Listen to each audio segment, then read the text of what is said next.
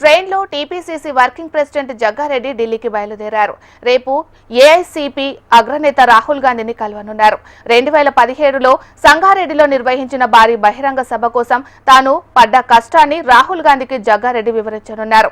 మరోవైపు రేపు ఎమ్మెల్యే కోట, ఎమ్మెల్సీ అభ్యర్థుల ఎంపిక కోసం మీనాక్షి నటరాజన్, సీఎం రేవంత్, పీసీసీ అధ్యక్షుడు మహేష్ కుమార్ గౌడ్ ఢిల్లీ వెళ్లనున్న నేపథ్యంలో జగ్గారెడ్డి ఢిల్లీ పర్యటన ప్రాధాన్యత సంతరించుకుంది.